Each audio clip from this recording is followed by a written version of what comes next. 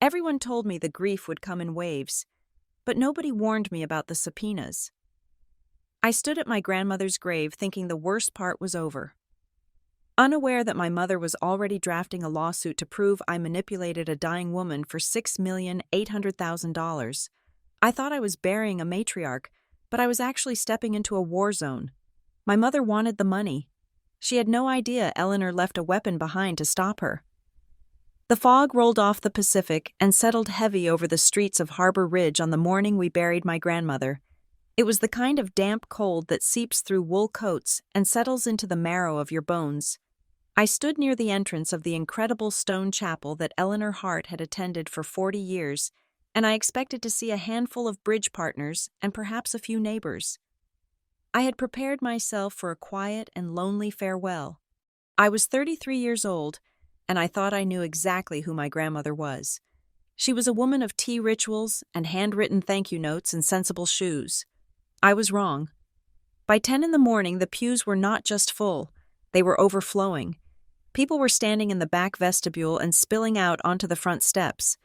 I saw faces I did not recognize and uniforms that seemed out of place. There were nurses and scrubs who had evidently come straight from the shift change at the county clinic. There were teachers from the elementary school holding umbrellas and whispering quietly. There were members of the town council and the historical preservation board looking solemn and shaken. A woman I had never met approached me near the altar. She was older with hands that looked like they had worked hard every day of her life. She took my hands in hers and squeezed them with a familiarity that startled me. "You must be Naomi," she said. Her voice was thick with emotion. "I am," I said.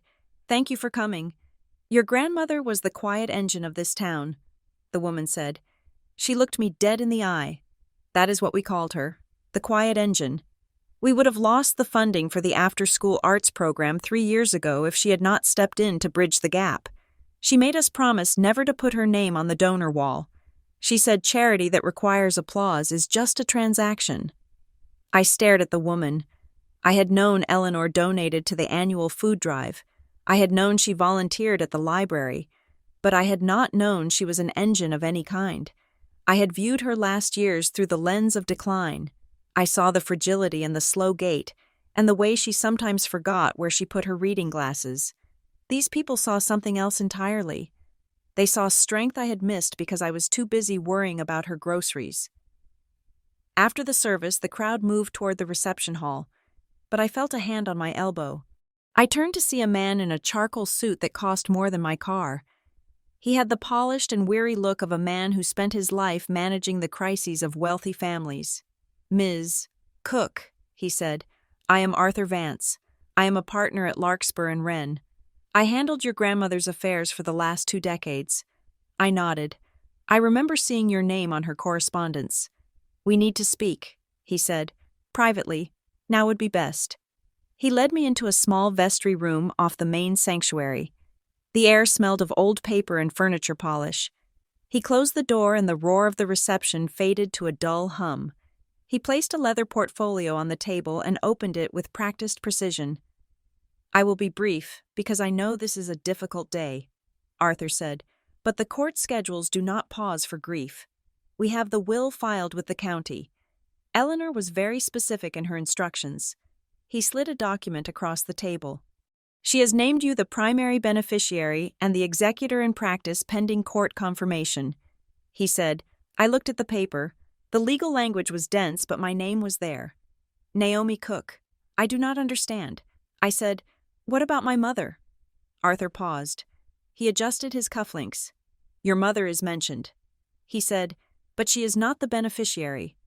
Eleanor left Marissa a specific bequest of $25,000 and the contents of the house in Arizona. The remainder of the estate comes to you. The remainder." I repeated. I felt a cold prickle on the back of my neck. "What does that entail?" Arthur Vance looked at me with a mixture of pity and professional detachment. "The estate includes the waterfront cottage on Shoreline Drive. It includes a diversified investment portfolio. It also includes the stewardship of a donor-advised charitable account tied to the Greystone Community Foundation. The total valuation as of this morning is $6,800,000. The room seemed to tilt. $6,800,000. It was a number that did not make sense. Eleanor lived in cardigans she bought on sale. She drove a sedan that was 8 years old. She clipped coupons for coffee. "Are you sure?" I asked. "I am very sure." Arthur said, "Eleanor was an astute investor. She bought land in the 70s. She held on to blue-chip stocks. She lived simply because she preferred it, not because she had to." He handed me a card. "We will need to meet at my office tomorrow to begin the probate process," he said, "but I must warn you, when sums of this magnitude are involved, family dynamics tend to shift. You need to be careful." I took the card. I walked out of the vestry room feeling like I was wearing someone else's skin. I moved through the reception hall in a daze, accepting condolences and nodding at stories I could barely hear. And then Marissa arrived. My mother made an entrance. She always did. She was 20 minutes late, which ensured that the room was already full and seated when she walked in. She wore a black dress that was tastefully mournful, yet tailored enough to show she still went to Pilates 4 times a week. She had a handkerchief in her hand that she dabbed at dry eyes. She moved through the room, accepting hugs with a tragic grace. She looked shattered. She looked perfect. I watched her from the corner and felt that familiar tightening in my chest, the instinct to make myself small, to avoid triggering the volatility that lived just beneath her polished surface. She spotted me. Her eyes narrowed for a fraction of a second before the mask of grief slipped back into place. She walked over to me and pulled me into a hug. She smelled of expensive vanilla and gin. "Naomi," she whispered into my hair, "you look tired." "I am tired." "Mom," I said, "it has been a long week." She pulled back and held me at arm's length. She looked at my simple navy dress and frowned slightly. "We need to talk," she said. "Not here. Outside." She led me out the side door into the mist. We stood under the awning of the parish hall. The gray ocean churned in the distance. "I spoke to Arthur Vance's associate," she said. Her voice lost the tremulous quality she had used inside. It was hard and flat now. "I know what the will says." I took a breath. "I just found out 10 minutes ago." "It is ridiculous," Marissa said. She opened her purse and took out a pack of slim cigarettes. She lit one with a shaking hand.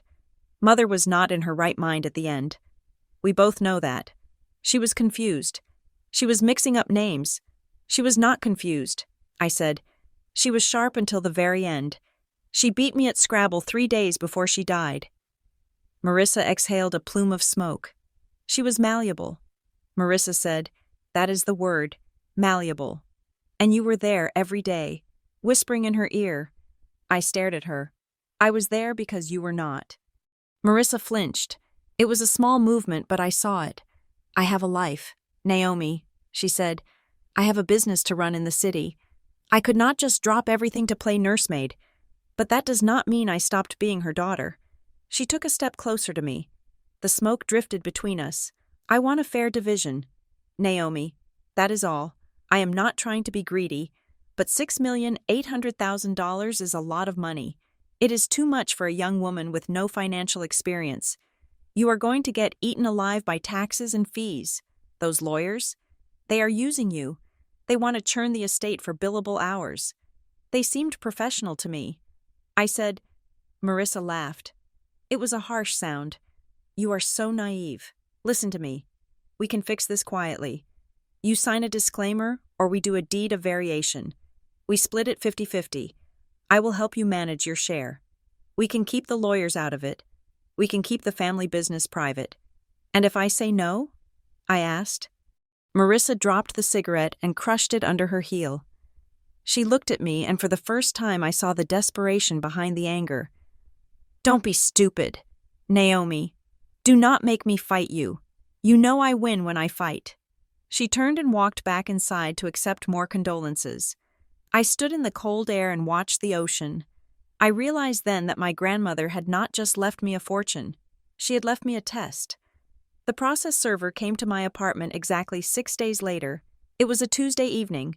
I was heating up leftover lasagna and trying to sort through a box of Eleanor's paperwork I had brought home.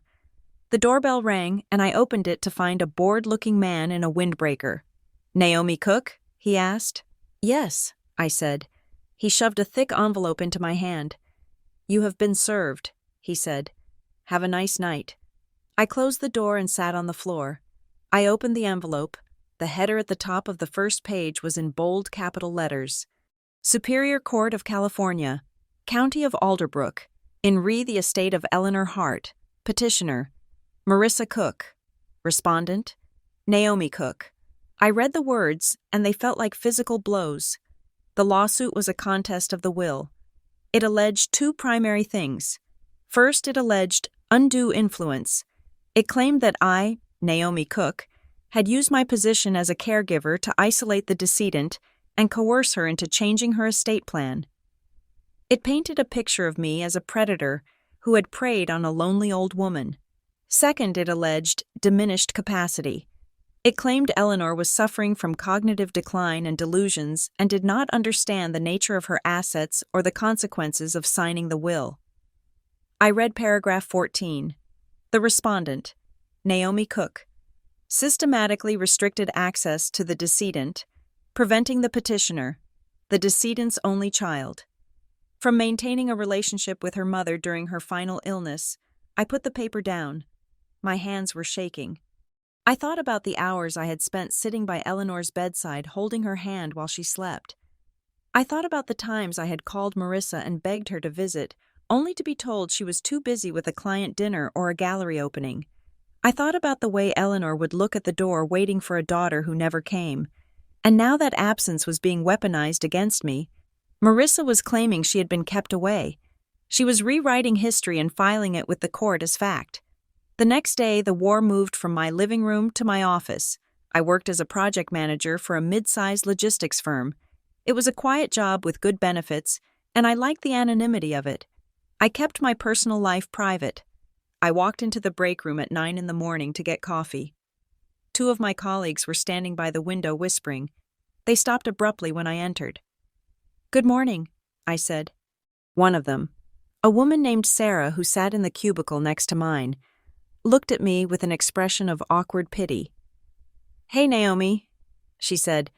Someone dropped something off for you at the front desk. The receptionist brought it back. It is on your chair." I walked to my desk. There was a large manila envelope sitting on my keyboard. It had been opened. The flap was torn. I looked inside. It was a copy of the lawsuit. Not the official service copy, but a photocopy. There was no note, no return address. Just the legal filing detailing how I was a gold digger who had manipulated a senile woman. I felt the blood drain from my face. Who had sent this? How did they know where I worked? Sarah leaned over the partition. "Is everything okay?" she asked. She lowered her voice. I saw the top page when Kathy brought it back. Are you in trouble? It looks bad. I shoved the papers into my drawer. It is a family misunderstanding. I said. My voice sounded brittle. It did not feel like a misunderstanding. It felt like a surgical strike. Marissa knew how much I valued my reputation. She knew I hated conflict. She was showing me that there were no boundaries she would not cross. If I did not settle, she would burn my world down. I left work at noon. I claimed a migraine. It was not a lie. I needed help. I could not use Arthur Vance. As the estate attorney, he had to remain neutral regarding the validity of the will until the court ruled. I needed someone in my corner, someone who knew how to fight in the mud without getting dirty. I spent the afternoon researching. I looked for specialists in contested probate. One name kept coming up. Celia Park. Her reviews were intimidating. "She does not hold your hand," one client wrote. "She holds the line." I called her office. Her assistant fit me in for a consultation at 5 o'clock that same day. Celia Park's office was not like the mahogany-paneled library at Larkspur and Wren. It was modern, white, and sharp. There was no clutter, no stacks of files, just a glass desk and a view of the harbor. Celia herself was a woman of indeterminate age with precision-cut hair and glasses that framed eyes that missed nothing. She did not offer me coffee. She did not offer me sympathy. She pointed to the chair. "I read the filing you emailed over," she said. Her voice was cool and modulated. "It is a standard template for a scorched earth will contest. Your mother has hired a firm known for aggression. They throw everything at the wall to see what sticks. She leaned back. They are alleging you are a Svengali who brainwashed your grandmother. They are claiming Eleanor did not know it was Tuesday. She knew what day it was. I said, I felt the defensive rise in my throat. She was brilliant. She managed her own checkbook until the week she died. Celia held up a hand. Naomi, she said, you need to understand something right now. Probate court is not about truth. It is about evidence. It is about what we can prove on paper. Your mother is banking on the fact that you will be too emotional to fight. She thinks you will crumble under the shame of being called a thief. I am not a thief. I said, I know. Celia said, but right now the court does not know that. She looked at me for a long moment. Then she asked the question that changed everything. Tell me, Naomi, what is missing? I blinked. What do you mean? In a case like this, Celia said, when a disinherited child goes this hard this fast, it is usually because they are afraid. If Eleanor was truly senile, Marissa could have just petitioned for a conservatorship while she was alive. She didn't. She waited until the will was read. Why? I shook my head. Because she wants the money. $6,800,000 is a lot of money. Celia agreed. But usually, these lawsuits are about leverage. They want a settlement. But the ferocity here, the subpoenas, the workplace harassment. It feels like panic. Is there something in the estate that your mother is afraid of? I thought about the box of papers in my living room. I don't know.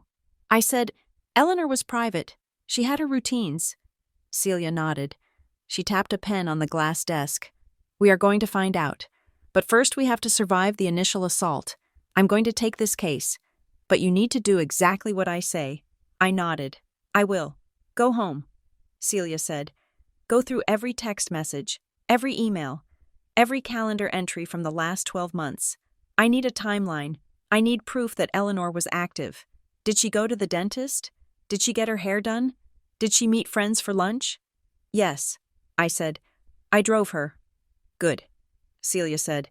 Find the receipts. Find the logs. We need to construct a wall of facts that shows you were a dutiful granddaughter, not a jailer. And Naomi? Yes? Do not talk to your mother. Do not text her. Do not answer her calls. If she shows up at your door, you call the police. We are not a family anymore. We are adverse parties in a high-stakes litigation. I walked out of her office into the evening gloom. I drove home feeling a strange mix of exhaustion and resolve. That night I sat on my living room floor surrounded by the debris of my life with Eleanor. I opened my phone and scrolled back a year. January 12th. Grocery run. Eleanor wants the specific marmalade from the organic market. February 4th. Cardiology appointment. Doctor, Evan says her pressure is good. We went for frozen yogurt after. March 15th. She wanted to buy a new cardigan. We spent an hour at the mall. She criticized the music in the department store. I read the entries and felt a lump form in my throat. These were not the machinations of a mastermind. These were the mundane, quiet acts of love. I had driven her because she couldn't drive herself. I had cooked for her because she was too tired to stand at the stove. I remembered the Tuesday dinners. We would sit at her small kitchen table and eat roast chicken. She would tell me stories about my grandfather, about the town before the developers came. She would ask me about my job. She would listen. Marissa called those dinners isolation. She called my help control. I felt a flush of shame. It was a sticky, hot feeling. Was there a world where Marissa was right? Had I influenced her? Had I, by simply being there, made Eleanor feel obligated to pay me back? I shook my head. No, Eleanor was not a woman who acted out of guilt. She acted out of conviction. I began to screenshot everything. The text where Eleanor asked me to pick up library books, the photo of us at the botanical gardens where she looked radiant and alert, the email she sent me with a recipe for plum cake. Subject: You must try this, dear. Body: The secret is to brown the butter first. Do not tell your mother I gave you this. She never had the patience for baking. I saved it all. I built the timeline Celia asked for. It took me until 3 a.m. 2 days later, I was at my desk at work trying to focus on a shipping manifest when my email pinged. It was from Celia. Subject: Settlement proposal from opposing counsel. Attachment: letter, PDF. I opened it. The letter was on the letterhead of a massive city firm. The language was polite, but the subtext was venomous. Dear Miss Park, our client, Ms. Marissa Cook, wishes to resolve this unfortunate family matter without further litigation. She is willing to offer your client a nuisance settlement of $100,000 to withdraw her claim to the estate and agree to the invalidity of the 2025 will. Please advise your client that if this offer is not accepted by Friday at 5 o'clock in the afternoon, we will proceed with noticing her deposition. We intend to depose Ms. Cook regarding her financial history, her employment record, and the details of her private medical history as it relates to her fitness to serve as executor. We believe the deposition process will be unpleasant for your client and damaging to her professional standing. I stared at the screen. $100,000. It was a crumb, a fraction of the estate, and the threat was clear. Take the money and go away, or we will tear your life apart in a conference room and put it on public record. They were going to subpoena my employment records. They were going to dig into my therapy notes. They were going to use my own vulnerability against me. I picked up the phone and called Celia. I got the letter. I said, I know. Celia said. Her voice was calm. It is a standard bullying tactic. They want you to panic. They want you to think the cost of fighting is too high. It feels high. I said, they are threatening my job. They are threatening your comfort. Celia corrected. There is a difference. Naomi, look at the number. $100,000. What about it? If they really thought the will was invalid, if they really thought they had a slam-dunk case for undue influence, they would not offer you a dime. They would crush you in court and take it all. Offering money this early means they are weak. It means they want this over fast. So we refuse? I asked. We do not just refuse, Celia said. We counterattack. I am going to file a motion to compel production of Eleanor's medical records from the last 5 years, and I am going to request the drafting file from Larkspur and Wren. We are going to put Eleanor's voice into the room. I took a deep breath. I looked at the letter again. Unpleasant. Do it, I said. I hung up the phone. My hand was trembling, but my mind was clear. Marissa had made a mistake. She thought the threat of exposure would make me run. She forgot that I was Eleanor Hart's granddaughter. I was the one who had stayed when things got hard. I was not going anywhere. But as I packed up my bag to leave the office, I couldn't shake the feeling that Celia had been right about the first thing she asked me. What is missing? Marissa was desperate. She was offering money she felt she was entitled to just to make me stop looking. What was she hiding? I resolved to go back to the cottage that weekend. I needed to go through the desk again. I needed to look at the ledgers, because if my mother was willing to destroy her relationship with her only daughter for $6,800,000, maybe it wasn't about the money at all. Maybe it was about what the money had been used for. I walked out into the cool air of the parking lot. The fog was back rolling in from the harbor. I got into my car and locked the doors. For the first time in my life, I felt unsafe in my own hometown. The quiet engine was gone, and the noise was just beginning. We answered the lawsuit on a Tuesday morning that felt more like late autumn than early spring. The sky was the color of a bruised plum, and the rain lashed against the windows of Celia Park's office. I sat at the glass conference table and signed my name over and over again. I, Naomi Cook, declare under penalty of perjury that the foregoing is true and correct. It felt heavy. Each signature was a brick I was laying in a wall between myself and the woman who gave birth to me. Celia stood by the window watching the harbor churn. She was dressed in a suit of severe gray wool. She turned to me as I capped the pen. This is the easy part, Celia said. We are filing a verified response. We are denying every allegation of undue influence. We are asserting that Eleanor Hart was of sound mind and body until the moment of her death. We are attaching the logs you made, the calendar entries, the text messages. She walked over and picked up the stack of papers. She weighed them in her hand. We are also going on the offensive, she said. I have sent a demand to Larkspur and Wren for the complete drafting file of the will. I want the attorney notes. I want the video of the signing ceremony. And I have subpoenaed Eleanor's medical records from her primary care physician and her neurologist. Why the neurologist? I asked. Because Marissa claims diminished capacity. Celia said, if Eleanor had a clean scan 6 months ago, Marissa's argument dissolves. We are going to drown her insinuations in facts.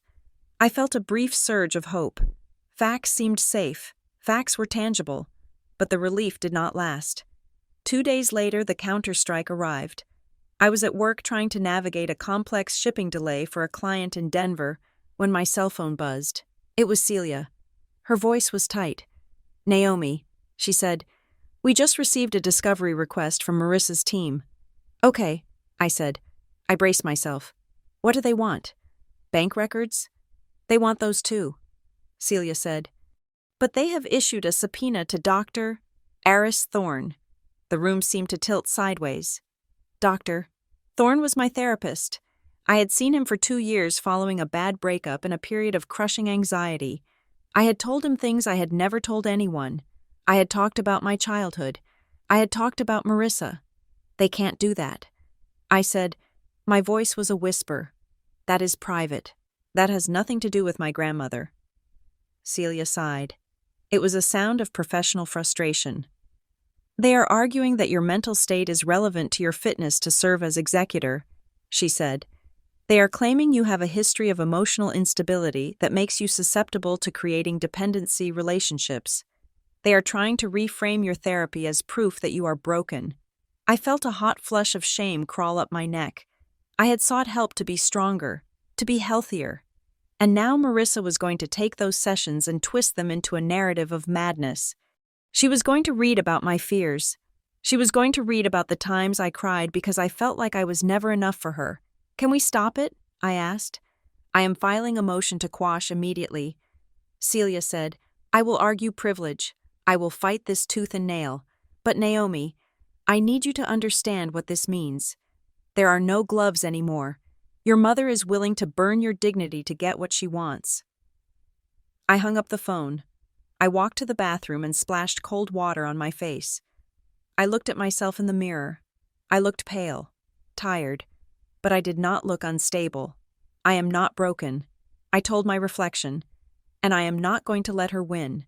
If Marissa wanted to investigate history, I decided I would do some investigating of my own. The following Saturday, I drove out to Briarwood Senior Living. It was a high-end rehabilitation facility where Eleanor had spent 3 weeks the previous autumn after she slipped on the wet decking of the cottage and fractured her wrist. It was a beautiful place. The lobby smelled of fresh lilies and expensive coffee. I walked to the nurses' station in the rehabilitation wing. A woman with kind eyes and graying hair looked up from a computer screen. Her name tag read Brenda. Head nurse, Naomi, she said. She smiled. But it was a guarded smile. I was so sorry to hear about your grandmother. Mrs. Hart was a favorite of ours. Thank you. Brenda, I said, I was hoping I could ask you a few questions about her stay here. Brenda glanced around. The hallway was empty. Is this about the lawsuit? She asked. Her voice dropped to a whisper. We heard about it. Harbor Ridge is a small town. I nodded. My mother claims Eleanor was confused while she was here, that I was keeping her away. Brenda let out a short, sharp huff of air. Confused? Eleanor Hart was the sharpest tack in the box. She corrected the doctor on his dosage calculations twice. She leaned over the counter. And as for your mother, Brenda said, Look, I probably should not say this, but we all remember Marissa Cook. She was intense. Intense how? I asked. She was always asking about the paperwork. Brenda said, she would come in and instead of asking how Eleanor's wrist was healing, she would ask who had power of attorney. She asked to see the admission forms. She asked who had access to the safe. I felt a chill. Did Eleanor know? I asked. Oh yes, Brenda said. There was an incident, about a week into her stay. Your mother brought a notary in here. She said she needed a signature on a property transfer form. Eleanor rang the call bell. She rang it so hard I thought she was having a heart attack. What happened? Eleanor threw them out. Brenda said, She told your mother to leave and take her notary with her. After that, Eleanor changed the protocols. She insisted on managing her own phone and mail. She told us that if a package came for her, we were to put it directly in her hands. No intermediaries. She said there had been a mix-up and she could not afford another one. A mix-up. That was Eleanor's polite code for a betrayal. Did she say anything else? I asked. She asked us to start a log. Brenda said, She wanted us to document every visitor. Time in, time out. She said, I want a record. My heart hammered against my ribs. Do you have that log? I asked. Brenda nodded. It is in her file. If your lawyer subpoenas it, we have to turn it over. I thanked her and walked back to my car. My hands were shaking as I unlocked the door. Eleanor had known. She had known months ago that Marissa was circling like a shark.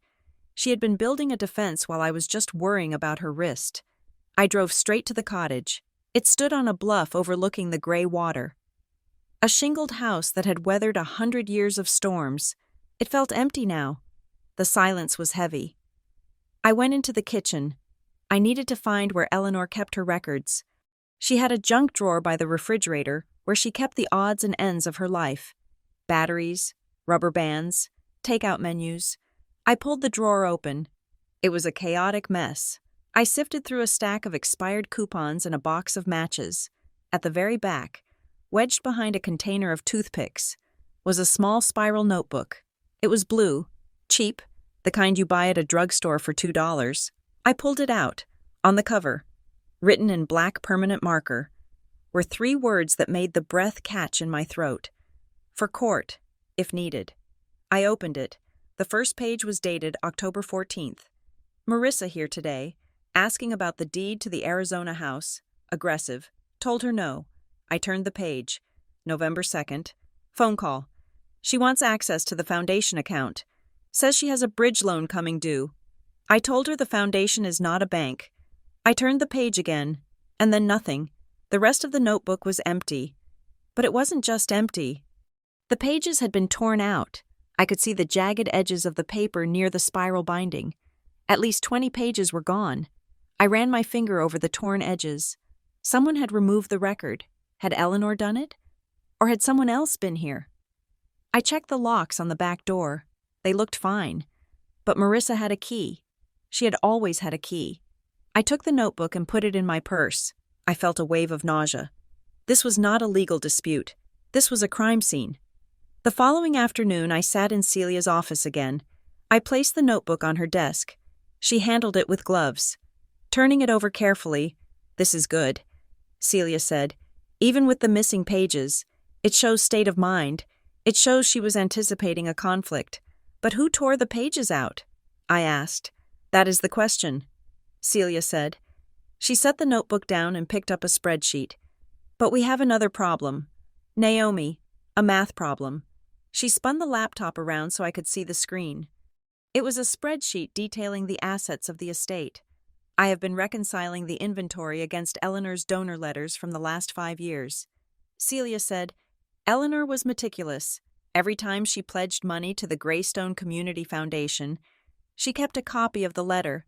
She pointed to a line item, 18 months ago. Eleanor sent a letter pledging $50,000 to the foundation for a new library wing. She references the funds being in the charitable reserve account." "Okay," I said. "I pulled the bank records for that account." Celia said, "The $50,000 was never transferred to the foundation, but it is also not in the account." "Where did it go?" I asked. "That is what I'm trying to find out." Celia said, "The withdrawal slip is missing from the bank statements we have, but the balance dropped by exactly $50,000 on the day after the pledge was made. Could she have spent it?" I asked. "Maybe she changed her mind?" Celia shook her head. "There is no record of a check being cut to anyone else.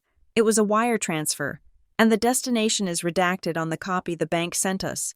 I have requested the unredacted version, but it will take weeks. $50,000 vanished, and pages torn out of a notebook." The picture was getting darker. We were interrupted by the intercom. "Mr. Ellery is here," Celia's assistant said. Grant Ellery was the neutral administrator appointed by the court. In cases where the executor is contested, the court often appoints a third party to keep the lights on and pay the taxes while the family fights. Grant was a man who looked like he was made of beige linen. He was soft-spoken, polite, and utterly immovable. He walked in carrying a briefcase that looked heavy. "Ms. Cook, Ms. Park," he said. He sat down. "I have completed my initial assessment of the liquid assets," Grant said, "and I must inform you that due to the litigation, I am freezing all discretionary spending." "What does that mean?" I asked. "It means the cottage upkeep is minimal." Grant said, "We pay for electricity and insurance. No landscaping, no repairs. If the roof leaks, we patch it. We do not replace it."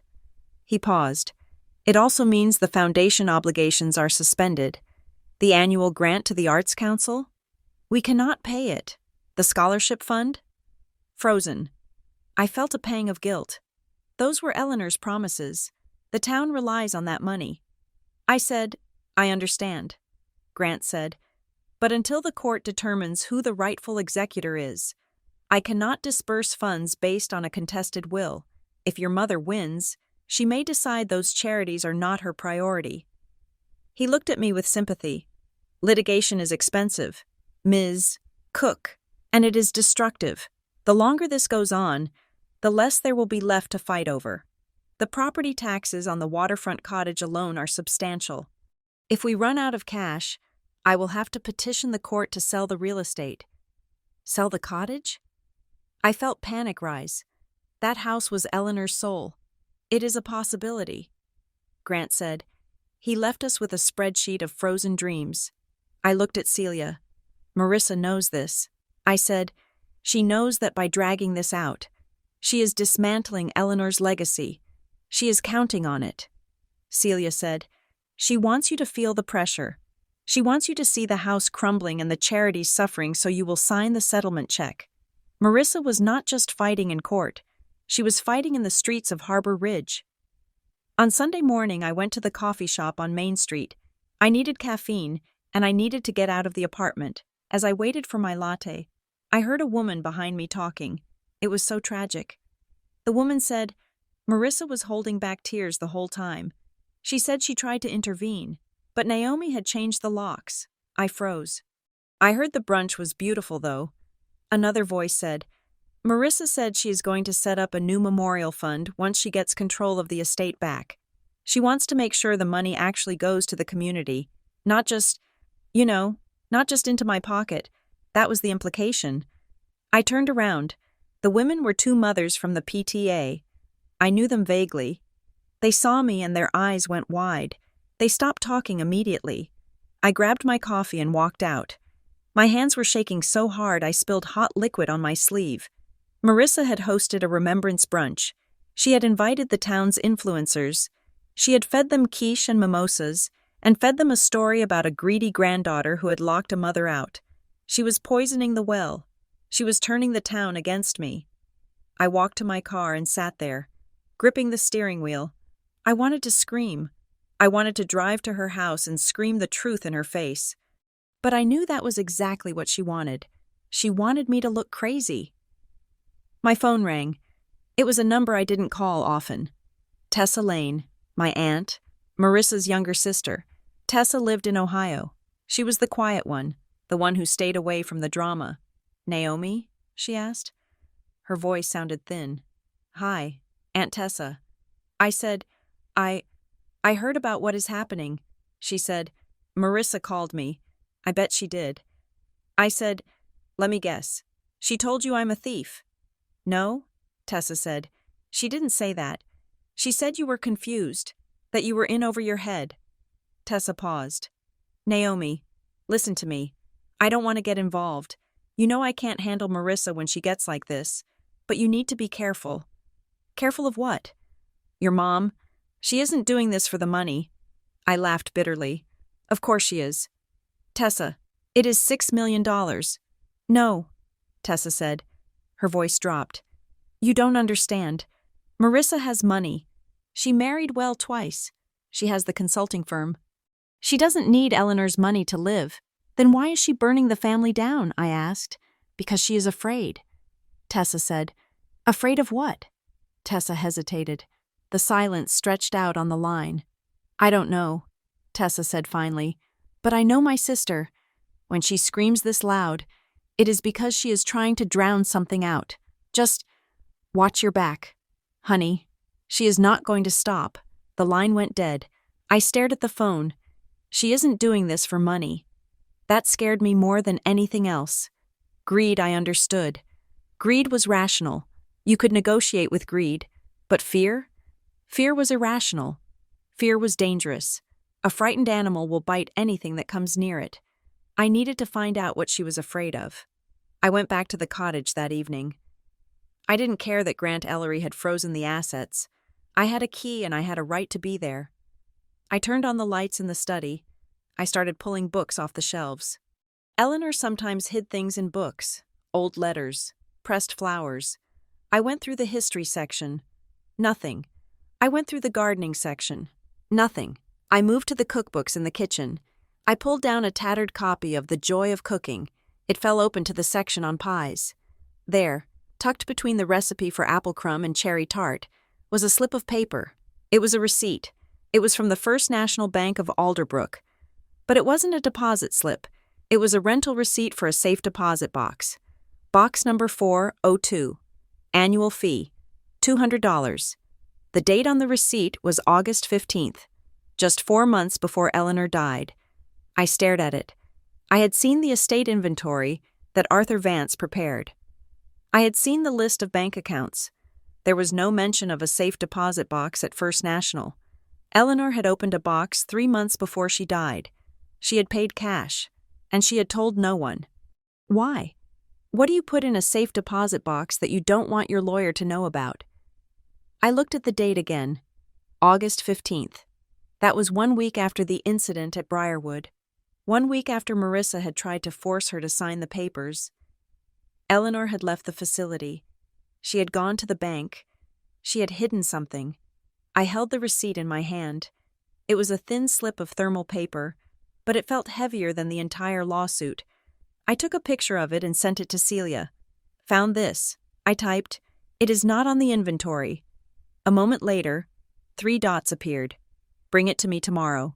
Celia replied, "We are going to court." I stood in the silent kitchen of the cottage. The wind rattled the window panes. I felt a strange sensation. I was no longer just defending myself. I was hunting. My mother wanted a war. She had started a fire hoping the smoke would hide her secrets. But she forgot one thing. Smoke clears. And when it did, I was going to be the one standing there holding the match. The motion to compel access to Safe Deposit Box 402 was a straightforward legal request. At least that is what Celia Park told me when she filed it. We had the receipt. We had the death certificate. We had my letters of special administration. In a normal probate case, walking into the vault at First National Bank would have been a 20-minute errand. But nothing about the estate of Eleanor Hart was normal. 12 hours after Celia filed the petition, Marissa's legal team filed an objection. They did not just object. They screamed on paper. They claimed that the request was an irrelevance. They argued that because the box was not listed in the initial inventory, it fell outside the scope of my temporary authority. They called it a fishing expedition designed to harass the petitioner. I sat in Celia's office reading their response. They are terrified. Celia said. She was standing by the window looking down at the gray water of the harbor. She did not look at me.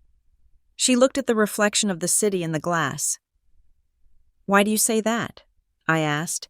"Because if they thought the box was empty, they would let you open it." Celia said. "They would let you walk in there and find nothing so they could use it against you later. They would say, 'Look, she is wasting the court's time chasing ghosts. The fact that they are spending billable hours to block you means they know there is something in there, or they are afraid there is." She turned around. "We have a hearing on the motion next week, but first, we have to get through tomorrow." Tomorrow was the deposition. I had never been deposed before. I had seen it in movies where the witness sits at a long table and outsmarts the lawyer with witty comebacks. The reality was nothing like a movie. It was a small, airless conference room in the downtown office of Marissa's law firm. The air conditioning was set too cold. The carpet smelled of industrial cleaner. There was a court reporter setting up a small machine that looked like a typewriter from the future. Marissa was not there. I was grateful for that. Instead, her lead attorney sat across from me. His name was Elias Thorne. He was a man who looked like he had been carved out of expensive soap. He had a soothing voice and eyes that did not blink enough. "Ms. Cook," he began. "We are here to establish the facts regarding your relationship with the decedent in the final year of her life." He started gently. He asked about my job. He asked about my apartment. He asked how often I visited my grandmother before her fall. And then, slowly, the temperature in the room seemed to drop even further. "You testified that you began visiting daily after October." Thorne said, "You handled her grocery shopping. You drove her to appointments. You managed her mail. Is that correct?" "Yes," I said. "She needed help." "And during this time, did you screen her phone calls?" I frowned. I did not screen them. I answered them if she was sleeping or if she was in the bath. "So you decided who she spoke to?" Thorne said, "No." I said, "I told her who called.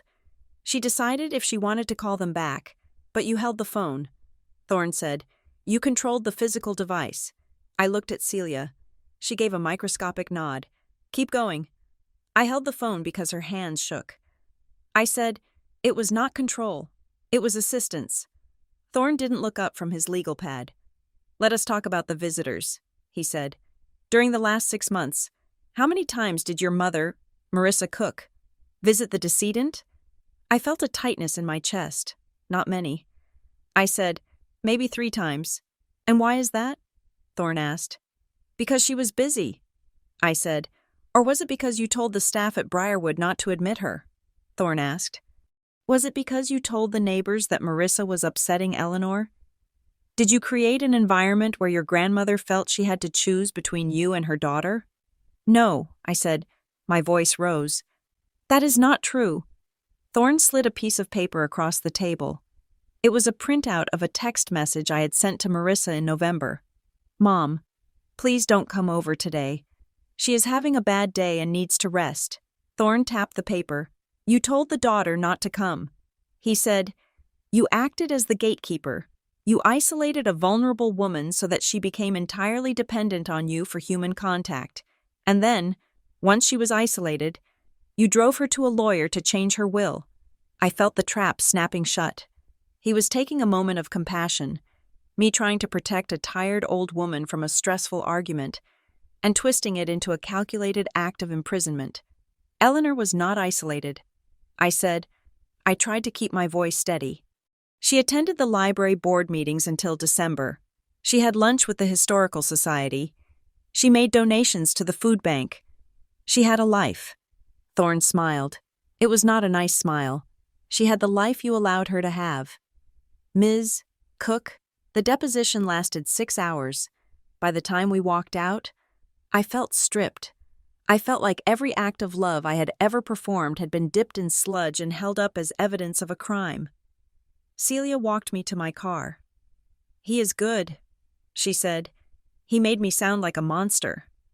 I said, "He made you sound like a defendant." Celia corrected. "That is his job." But notice what he did not ask about. What? He did not ask about the safe deposit box. She said, "He stayed away from the financial specifics. He focused entirely on the emotional narrative, the isolation. He is building a story for a jury because he knows the math does not add up." I drove home feeling a heavy gray exhaustion. I wanted to sleep for a week. But when I pulled into the parking lot of my apartment complex, I saw a familiar car waiting for me. It was Hannah Reese. Hannah had been my best friend since the 3rd grade. She was the person I called when I got a flat tire or a promotion. But things had been weird between us since the funeral. She had been distant. She had sent a card, but she hadn't come over. I parked and got out. Hannah stepped out of her sedan. She looked pale. She was twisting a ring on her finger. "Naomi," she said, "can we talk?" "Sure," I said. "Come inside." We sat on my couch. The apartment was quiet. I hadn't unpacked the boxes from the move I was planning before all this started. Hannah didn't take off her coat. I heard about the lawsuit. She said, "Everyone is talking about it. Marissa is telling people." "Well, you know what she is telling people." "I know." I said, "I just spent 6 hours listening to her lawyer tell me the same thing." Hannah looked down at her hands. "I need to tell you something," she said. "I should have told you weeks ago, but I didn't want to get involved. I thought it was just family business. I thought it would blow over. What is it?" I asked. "It was back in August," Hannah said, "before Eleanor got sick. I was driving past the cottage. I was going to the beach. I saw Marissa's car in the driveway." "Okay," I said. "That is not unusual." "No," Hannah said. "Eleanor's car wasn't there. The garage door was open and the sedan was gone. But Marissa was there. She looked up at me. Her eyes were wide. I saw her walking out the side door." Hannah said, "She was carrying a stack of files, like a big stack, and she had this thick envelope tucked under her arm. It looked expensive, like leather or heavy linen." I sat up straighter. "Did she see you?" I asked. "No," Hannah said. "She was moving fast.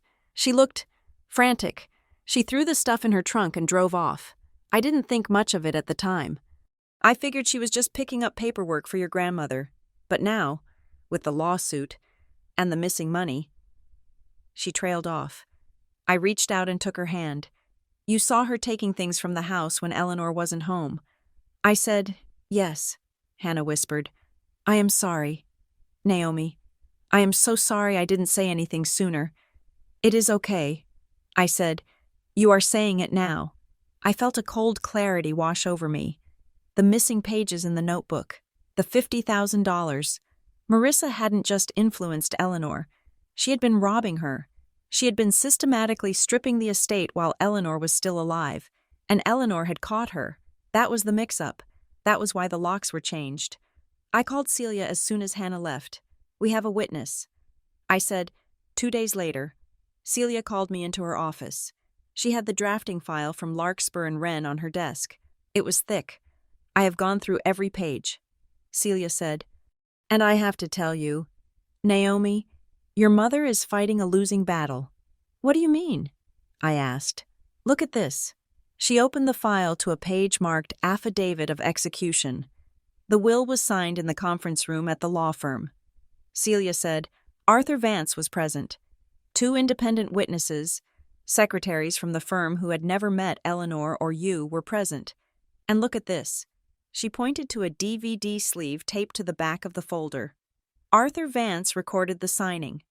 Celia said, "He asked Eleanor a series of competency questions. Who is the president? What is the date? Who are your heirs?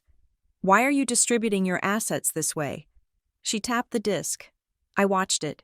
She said, "Eleanor is lucid. She is sharp. She makes a joke about Arthur's tie. And then she looks at the camera and says, 'I am leaving the bulk of my estate to my granddaughter Naomi because she is the only one who never asked for it.'" I felt tears prick my eyes. I could hear her voice saying it. "So we win," I said. "If we have the video and the witnesses and the medical records, we win." "Legally?" "Yes," Celia said, "on the merits. This case is a slam dunk, and Marissa's lawyers know it. They have seen this file too." "Then why are they still fighting?" I asked. "Why the deposition? Why the smears?" "Because they are not trying to win on the merits," Celia said. She leaned forward. "Naomi, you need to understand the strategy here. This is a war of attrition. They know they will likely lose at trial, but a trial is 2 years away. In the meantime, they can freeze the assets. They can bleed the estate dry with legal fees. They can humiliate you in the community. They are betting that you will break before we ever get to a verdict." She looked at me with a fierce intensity. "They are betting that you will look at the cost, the emotional cost, the financial cost, and you will take the settlement just to make it stop. They are trying to exhaust you." I thought about the dark circles under my eyes. I thought about the whispers in the coffee shop. I thought about the panic I felt every time my phone rang. "They are close," I admitted, "but they don't know about the box." Celia said. And tomorrow? The judge is going to decide if we get to see what is inside. The hearing for the safe deposit box was short. Marissa's lawyer, Mr. Thorne, argued passionately that opening the box was an invasion of privacy and a violation of the discovery process. He claimed that since I was accused of undue influence, I should not be allowed near any potential assets.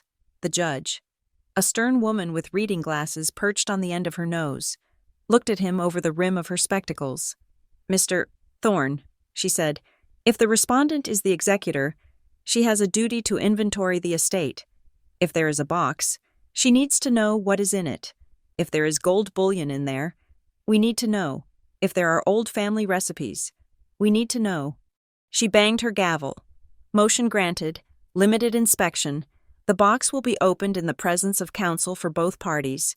A neutral bank officer will inventory the contents. Nothing is to be removed without a further court order. We went to the bank an hour later. It was a somber procession. Me, Celia, Mr. Thorne, a bank manager named Mr. Henderson, who looked like he wanted to be anywhere else. We walked into the vault. The air was cool and smelled of steel and dust. Mr. Henderson checked the number on the receipt I had found. Box 402. He inserted his master key. He gestured for me to insert the key we had found in Eleanor's desk. I turned it. The lock clicked. It was a heavy mechanical sound. Mr. Henderson slid the long metal box out of the wall. He carried it to a table in the viewing room. We all gathered around. Open it, Celia said. I lifted the lid. I don't know what I expected. Diamonds? Cash? A confession written in blood? The box was mostly empty. There was a small velvet pouch. I opened it. It contained Eleanor's pearl necklace, the one she wore to church on Sundays, and her mother's sapphire ring. They were beautiful, but they were not fortune-changing. There was a packet of photographs. I flipped through them. Me at graduation. Me and Eleanor at the beach. A picture of my grandfather. A picture of Marissa as a baby, looking innocent and round-faced. And then, at the bottom of the box, there was an envelope. It was a thick, cream-colored envelope, sealed with wax. On the front, in Eleanor's shaky but distinctive script, were the words, "To Naomi, only if Marissa sues." The room went silent. Even Mr. Thorne stopped taking notes. Mr. Henderson cleared his throat. I will record one sealed envelope, addressed to Naomi Cook, with conditional instructions. He said, Mr. Thorne stepped forward. Objection, he said. That envelope is estate property.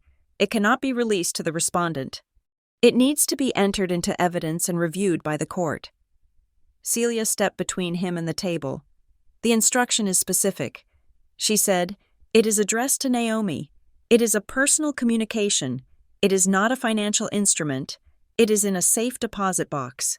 Thorne snapped, it is an asset, and the condition, if Marissa sues, suggests it is directly relevant to the litigation. We demand to see it. The bank manager looked nervous. I cannot release it if there is a dispute, he said. Celia looked at Thorne. Fine, she said. We will take it to the judge. But right now, nobody opens it. The judge heard us in her chambers at 4 o'clock. She looked at the photo of the envelope Celia had taken. She looked at the wording.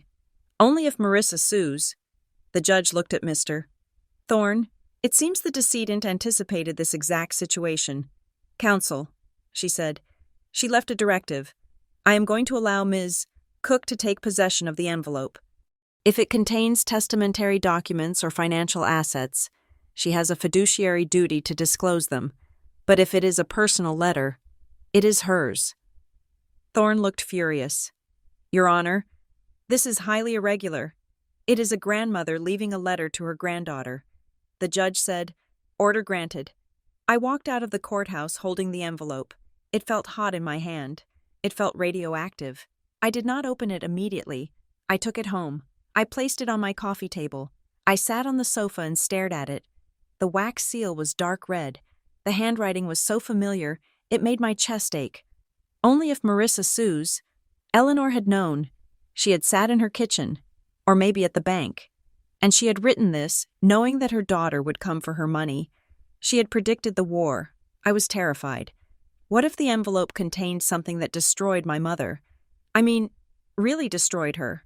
Not just a legal defeat, but a moral annihilation. I had spent my life trying to manage Marissa's emotions, trying to keep the peace. Even now, with her suing me, a part of me still wanted to protect her. A part of me still wanted a mother. If I opened this, there was no going back. I waited a full day. I went to work. I stared at spreadsheets. I came home. The envelope was still there. My phone buzzed. It was Celia. Naomi. Check your email. She said, Marissa has gone nuclear. I opened my laptop. There was a notification from the court system. Emergency ex parte motion to suspend powers of executor and appoint special administrator. I opened the document. The petitioner, Marissa Cook, alleges that the respondent, Naomi Cook, has removed assets from a safe deposit box without full disclosure. The respondent is withholding potential estate property. The petitioner believes the respondent is concealing evidence of fraud. They were accusing me of stealing the contents of the envelope. They were trying to get me fired as executor before I could even read what Eleanor had left me. They are trying to beat us to the punch. Celia said, they are terrified of what is in that envelope. You need to open it. Naomi, tonight, we need to know what we are dealing with. I hung up the phone. I looked at the envelope. Marissa was not stopping. She was escalating. She was calling me a thief in public filings. She was willing to destroy my reputation to keep her secrets hidden. I picked up the letter opener. My hand was steady now. I slid the blade under the flap. The wax cracked. I pulled out the contents. There were 3 things. First, a USB drive. It was small, silver, and unremarkable. Second, a handwritten instruction sheet. To verify authenticity, 1. Check the creation date on the file properties. 2. The password is your grandfather's birthday. 3. I have filed a copy of the hash key with Arthur Vance in a sealed file, just in case they say I faked it. She had thought of everything. She had known they would call it a deepfake or a forgery. She had built a chain of custody from the grave. Third, a letter. It was written on her personal stationery. My dearest Naomi, if you are reading this, I am so very sorry. It means Marissa did not listen to reason. It means she chose greed over family. I prayed she would accept the bequest and let you live your life, but I know my daughter. I know her desperation. I did not want to leave you this burden. I wanted to protect you from the truth, but you are strong. Naomi, stronger than I was, and you deserve to know why I did what I did. Do not let her bully you. Do not let her make you feel small. You were the light of my last years. You were the only one who was truly there. The truth is on the drive. Use it if you must, but be careful. Once it is out, the damage cannot be undone. Love, Grandma. I wiped a tear from my cheek. I held the USB drive in my palm. It was so small. It weighed nothing. I opened my laptop. I plugged the drive into the side port. The computer chimed. A folder window opened. There was only one file. It was a video file, but the name was strange. It wasn't confession.mp4 or the _truth.mov. It was named kitchen_receipts_03.mp4. I stared at the name. It was deliberately boring. It was the kind of file name you would skip over if you were scrolling through a computer looking for secrets. It was camouflage. Eleanor had hidden the smoking gun inside a folder of mundane domesticity. She knew Marissa would never look at kitchen receipts. Marissa never cooked. I moved the mouse cursor over the file. My finger hovered over the trackpad. Marissa wanted a fight. She wanted to drag me through the mud. She wanted to claim I had manipulated a feeble old woman. I clicked open. The screen went black for a second, and then, there she was, my grandmother, sitting at her kitchen table, wearing her blue cardigan. Looking straight into the lens, "Is it recording?" she asked the camera. Her voice was clear. "Yes, the red light is on." She took a deep breath. She folded her hands on the table. She looked calm. She looked precise. She looked like a woman who was about to drop a hammer. I paused the video. I sat back in the silence of my apartment. I knew, with absolute certainty, that the war was about to change direction. Marissa had been firing missiles at me for months, but she had no idea at all, that Eleanor had planted a minefield under her feet, and I had just stepped on the detonator. I sat on my sofa with the USB drive in my palm. It was cool to the touch. It was silver and small, and it looked like something you would use to save a college term paper. Not a testament that could dismantle a family. The temptation to plug it back in and watch the entire thing was a physical ache in my chest. I wanted to know. I wanted to hear her voice again, but I did not plug it in. I picked up the phone and called Celia. "I have it," I said. "Good," Celia said. Her voice was sharp and awake even though it was past 9 at night. "Do not open the file. Naomi, do not change the metadata. If you open it, the computer updates the last access date. Marissa's lawyers will argue we tampered with it. They will say we altered the video." I froze.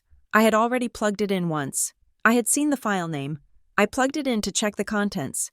I said, "But I did not open the file." "Okay," Celia said. "That is fine. But do not touch it again. Put it in a plastic bag. I am sending a courier. We are sending it to a forensic consultant in the city tonight. He will create a forensic mirror image of the drive. He will verify the hash key Eleanor left with Arthur Vance. We need an unbroken chain of custody." I felt a wave of frustration. "I just want to hear what she says." I said, "You will," Celia said. "We will watch the copy tomorrow, but tonight, we protect the original. This is not just a video. Naomi, it is the only witness we have who cannot be cross-examined. We have to treat it like a holy relic." The courier arrived an hour later. He was a young man on a motorcycle who signed a receipt with a digital stylus. I watched him zip the drive into a tamper-proof bag. When he rode away, I felt an odd sense of loss. I was alone again in the silent apartment. The next morning I drove to the forensic lab. It was in a nondescript office park south of Harbor Ridge. The room was sterile and hummed with the sound of cooling fans. A technician named David, who wore a black hoodie and looked like he hadn't slept in 3 days, was typing on 3 different keyboards. "Ms. Park, Ms. Cook," David said. He didn't look up. "I have verified the integrity of the drive. The file creation date is November 12th. The hash value matches the code stored in the sealed affidavit from Larkspur and Wren. It is authentic. No edits. No cuts." He spun his chair around. "I have made a working copy for you to view," he said. He pointed to a large monitor on the wall. "The sound is routed through these speakers." Celia looked at me. "Are you ready?" she asked. I nodded. I was not ready. I felt like I was about to walk into a room where my grandmother was waiting to die all over again. David clicked the mouse. The screen flickered. The image resolved. It was the kitchen at the cottage. I recognized the yellow curtains. I recognized the chipped ceramic bowl on the counter where Eleanor kept her lemons. And there she was. She was wearing her blue cardigan. Her hair was neatly pinned back. She looked directly into the lens. Her eyes were clear. There was no confusion in them. There was no fear. There was only a profound and heavy sadness. "Is it recording?" she asked. "Yes. The red light is on." She paused. She took a breath. "My name is Eleanor Marie Hart," she said. "Today is November 12th. I am making this recording of my own free will. I am alone in my house." She leaned forward slightly. "If you are seeing this," she said, "it means I am gone, and it means that my daughter, Marissa, has chosen war over truth." I let out a sound that was half sob, half gasp. I put my hand over my mouth. It was the clarity of her voice that broke me. For months, Marissa and her lawyers had been painting a picture of a woman who was mumbling, forgetful, and easily led. They had described a woman who didn't know what day it was. The woman on the screen was sharper than anyone in the courtroom. Celia reached out and put a hand on my arm. "Breathe," she whispered. "Listen to her." I wiped my eyes. I focused on the screen. Eleanor did not start with accusations. She did not scream. She did not cry. She simply began to narrate. It was a timeline. It was precise. In August, Eleanor said, Marissa came to see me at Briarwood. I was recovering from my fall. She brought a man with her. She said he was a specialist in insurance. She told me I needed to sign some forms to update my coverage. Eleanor adjusted her glasses. I read the forms. She said, they were not for insurance. They were a durable power of attorney granting Marissa full control over the investment portfolio and the foundation accounts. When I refused to sign, Marissa became agitated. It was such a polite word. She told the man to leave. Eleanor continued. Then she told me that I was confused. She told me that I was losing my grip. She said that if I did not sign, the court would appoint a stranger to manage my money and I would lose the cottage. She tried to scare me. I felt a cold anger radiating through my chest. Marissa had stood by her mother's hospital bed and threatened her with homelessness. I realized then, Eleanor said, that this was not about my health. It was about a deadline. Marissa was in a hurry. She kept checking her watch. She kept saying she needed the authorization by the end of the week. Eleanor looked down at her hands. I hired a private auditor, she said. I paid him in cash.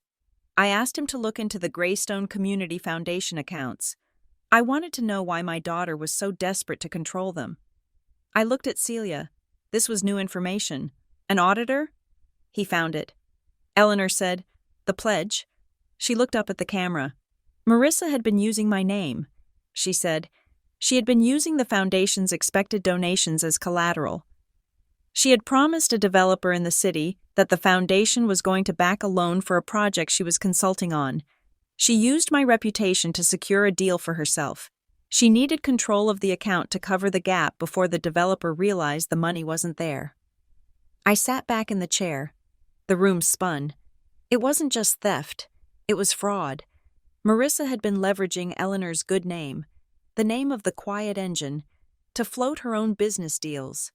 If the foundation defaulted, or if the money wasn't there, Eleanor's legacy would have been destroyed. The charities would have collapsed. The scholarships would have vanished. I confronted her. Eleanor said, on October 14th, in this kitchen, I told her I knew. I told her I was changing the will to protect the assets. I told her I was leaving everything to Naomi because Naomi would never sell the land or empty the accounts. Eleanor's voice cracked for the first time. Marissa told me I would regret it.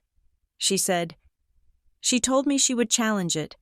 She said she would paint me as incompetent and Naomi as a predator. She said she would drag our family through the mud until Naomi gave up. Eleanor leaned close to the lens. So I am leaving this record, she said, to prove that I am sound, to prove that I know exactly what I am doing, and to prove that if there is a lawsuit, it is not born of concern, it is born of a cover-up. The video ended. The screen went black. The silence in the forensic lab was absolute. The hum of the cooling fans sounded like a roar. Celia stood up. She walked to the window. She took off her glasses and cleaned them. Her hands were shaking slightly. That, she said quietly, is the end of the argument. It is? I asked. Naomi. Celia said. She turned to me. This proves testamentary capacity. It proves she knew her assets. It proves she knew her heirs. But more importantly, it provides a motive for the lawsuit that has nothing to do with you. Marissa isn't suing because she cares about her mother. She is suing because she has a financial gun to her head. She looked at the technician. David, make 5 copies. Encrypt them all. She looked at me. We are going to file a motion to admit this into evidence, she said.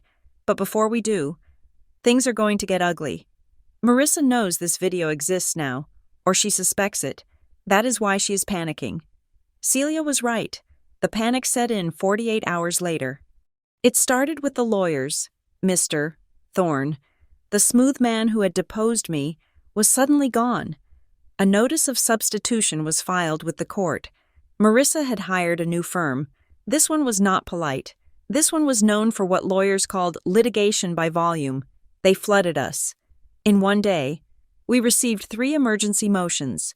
One to freeze the estate accounts completely, one to disqualify Celia for an alleged conflict of interest that didn't exist, and one demanding that I surrender all personal electronic devices for inspection.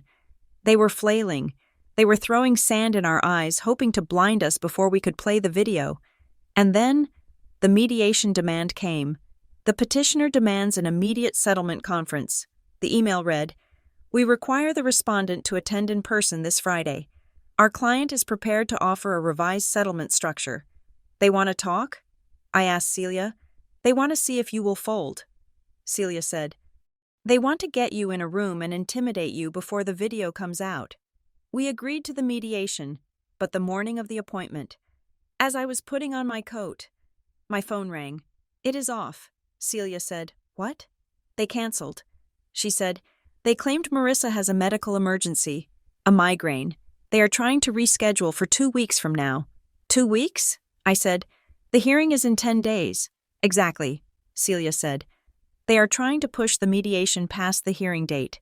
They want to delay the judge seeing the evidence. They are trying to control the calendar because they cannot control the facts." I hung up. I felt a buzzing energy under my skin. Marissa was running. She was dodging. She was terrified. I needed to understand why.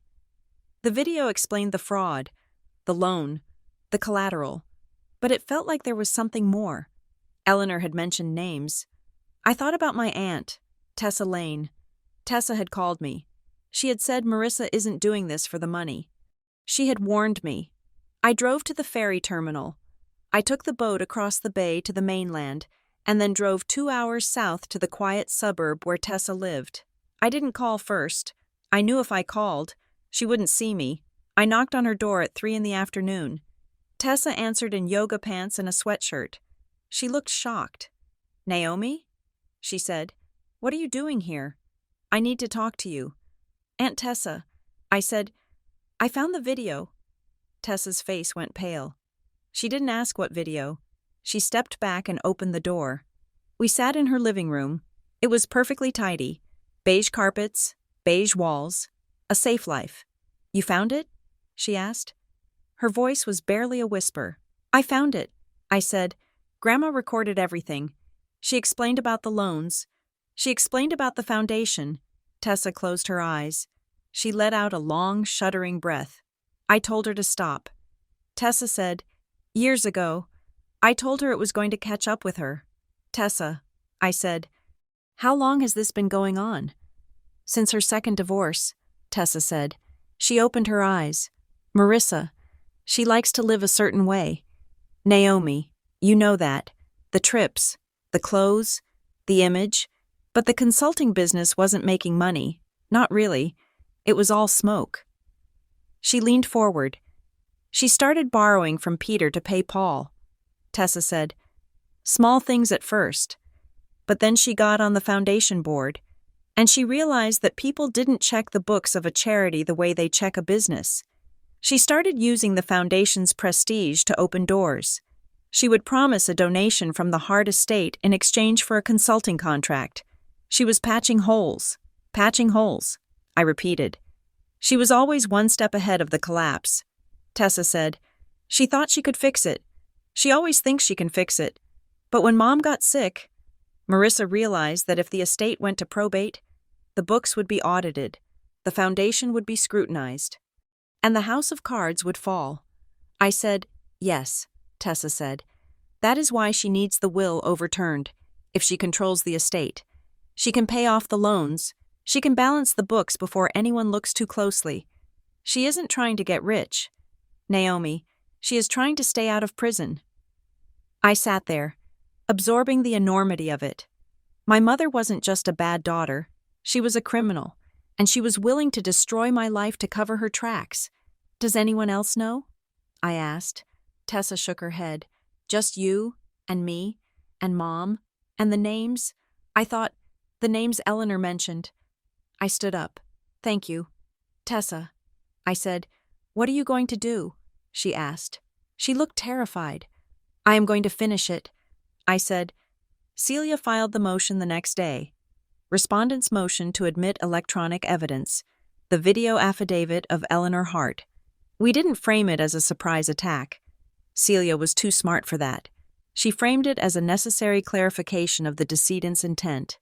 She argued that because the petitioner had raised the issue of mental capacity, the court was entitled to see the decedent speaking contemporaneously.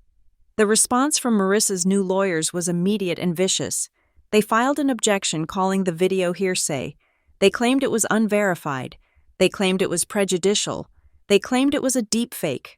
A deepfake, I said, staring at the legal brief. They are really going there? It is the new defense. Celia said, when you don't like the evidence, you claim it isn't real. But we have the chain of custody. We have the hash key. We have the forensic expert. They will lose this argument, but they will fight it until the last second. The judge set a hearing to rule on the admissibility. It was scheduled for 3 days before the final trial date. In the days leading up to the hearing, my internal world began to fracture. I had the weapon. I had the truth. I had the victory in my hand. But I couldn't stop thinking about the mother I remembered from before the chaos. I remembered a woman who used to brush my hair when I was 6. I remembered a woman who had driven me to soccer practice and cheered louder than anyone else. I remembered the way she smelled like vanilla and rain. Was that woman a lie too? Or was she just a person who had made one bad choice, and then another, until she was trapped? I lay in bed at night and stared at the ceiling. If I played this video in court, I wasn't just winning a lawsuit, I was sending my mother to jail. The fraud with the foundation was a felony. The coercion was elder abuse. I was the executioner. I realized then that Eleanor had known this too. That was why she had written, "Only if Marissa sues." She had given Marissa a chance to walk away. She had given her an out. Marissa had chosen to sue. Marissa had chosen the cliff. But did I have to push her off? I went back to the forensic lab to watch the rest of the video. I needed to see the end. I had stopped after the timeline. I needed to know what else was there. David queued it up for me. I watched the timeline again. I watched Eleanor explain the fraud. And then, the video continued. Eleanor leaned back in her chair. She looked tired now. "There is one more thing," she said. "I have compiled a file. I call it the red folder." I sat up straight. "It contains the names," Eleanor said. "The names of the people who helped her. The banker who approved the loans without collateral. The notary who came to Briarwood. The board members who looked the other way because they were getting kickbacks from the consulting contracts." She paused. "These are people in this town," she said. "People who sit in the front pew at church. People you know. Naomi, they shouldn't be protected. If this comes to light, it will not just be Marissa who falls. It will be half the town council." She pointed a finger at the camera. "The red folder is hidden," she said. "I have left instructions on where to find it in the final document on this drive.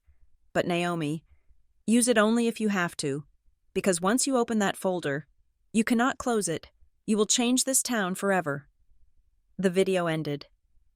I sat in the dark. It wasn't just a family dispute. It was a systemic rot. My mother wasn't acting alone.